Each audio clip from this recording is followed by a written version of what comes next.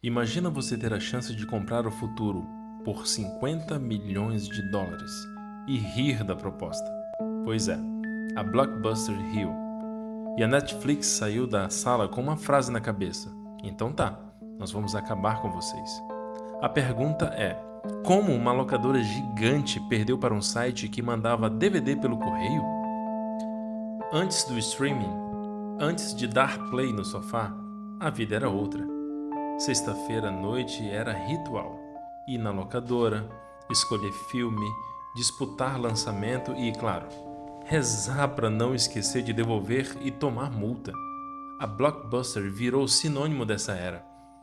Um gigante com lojas, vitrine, marca forte e um modelo que parecia eterno. O ponto não é que a Blockbuster era burra. O ponto é que ela estava otimizada.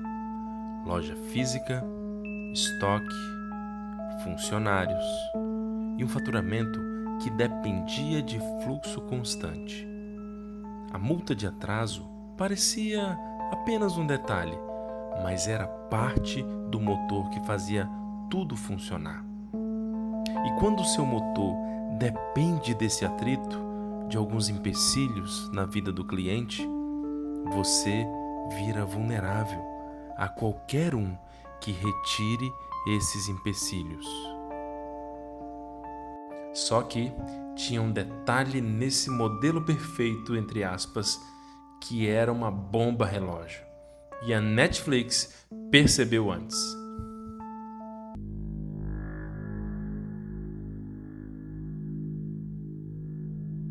Todo império ama o passado, e isso não é ruim. O problema é quando o passado vira corrente. A Blockbuster dependia de um tipo de comportamento. Você sair de casa, escolher, devolver e pagar taxas se atrasasse. Isso era caixa, era engrenagem. Enquanto isso, do outro lado, nascia uma ideia quase ofensiva para a época. E se eu escolhesse o filme em casa? E se ele chegasse pelo correio? Quando a Netflix coloca assinatura, ela muda a psicologia do cliente. Você para de escolher um filme. Você compra acesso. E quando a pessoa paga mensalmente, ela justifica o gasto usando mais e mais. Isso cria hábito. Hábito cria retenção. Retenção cria poder. A Netflix foi fundada em 1997 e colocou o DVD por correio de pé em 1998. E a virada de modelo veio em 1999. Assinatura mensal, sem a lógica paga por locação, do jeito tradicional. Pensa como isso muda tudo. Em vez de uma loja ser o estoque vira a casa do cliente e o correio vira a rua principal. Só que a Netflix não era gigante. Na real, estava sangrando dinheiro. E aí vem a cena mais importante dessa história. Ano 2000. Executivos da Netflix foram até a Blockbuster para oferecer a empresa por 50 milhões de dólares. E o clima? Segundo relatos do cofundador Mark Randolph, foi aquele tipo de reunião em que o outro lado mal consegue disfarçar o riso. Agora segura isso. A proposta não era me compra e pronto. Era mais esperta. A ideia era a Blockbuster usar a Netflix como motor online, enquanto as lojas continuavam sendo a força física. Por que a Blockbuster disse não? Porque ela enxergou a Netflix como coisa pequena. Ou porque dizer sim significava matar uma parte do próprio lucro. Mesmo que a Blockbuster tivesse comprado, não era só comprar a Netflix. Era aceitar que o futuro pisaria no presente. Era canibalizar a loja física, aceitar transição dolorosa e trocar receita imediata por sobrevivência. Empresas gigantes não morrem por falta de informação. Elas morrem por incapacidade de aceitar o preço da mudança. Agora, tem uma armadilha clássica em negócios. Quando o seu modelo atual paga as contas, você vira refém dele. E a Blockbuster tinha um modelo que parecia imbatível, mas o mundo estava mudando. A Netflix jogava outro jogo: conveniência, catálogo, assinatura e, principalmente, hábito. Quando você tira o atrito, pegar o carro, ir lá, devolver, você muda o comportamento da população sem precisar gritar. E aí vem o golpe mais cruel. A Blockbuster tentou reagir, mas já tinha um monstro crescendo do lado de fora. E então chega 2007. A Netflix dá um passo que muda a indústria, o streaming. Agora não é mais esperar o DVD chegar, é dar play agora. É o tipo de inovação que não compete com você.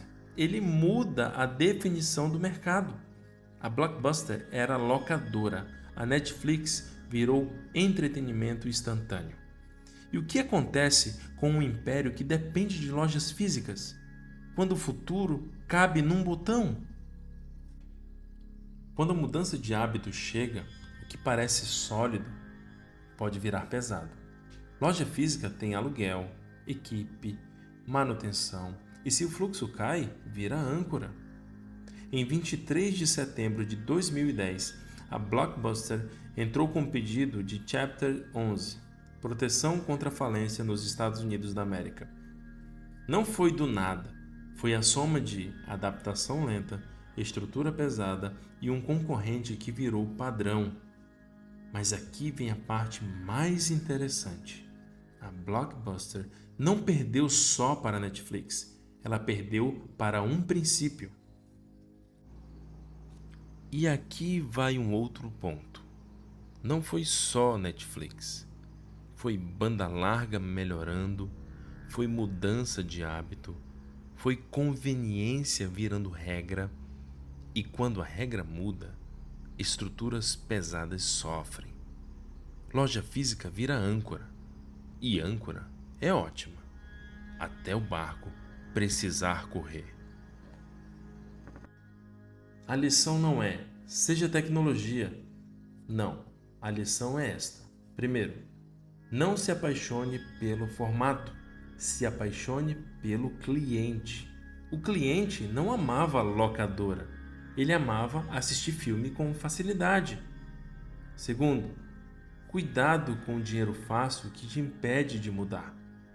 Se uma parte do lucro depende de atrito, taxa, multa, burocracia, você está vivendo em cima de um problema do cliente e alguém vai resolver isto. Terceiro, o futuro geralmente parece pequeno até virar inevitável. A Netflix em 2000 parecia curiosidade. Em 2007 virou um novo padrão. E se eu te disser que essa história está acontecendo de novo, agora, em outras indústrias?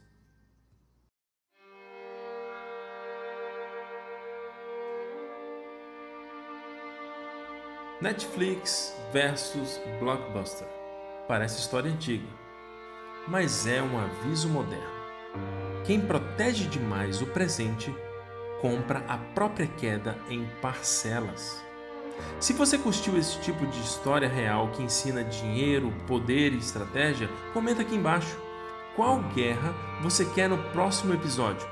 Apple versus Microsoft? Nike versus Adidas? Ou Amazon versus Walmart? E se inscreve, porque aqui a gente não conta fofoca, a gente conta história que vira lição.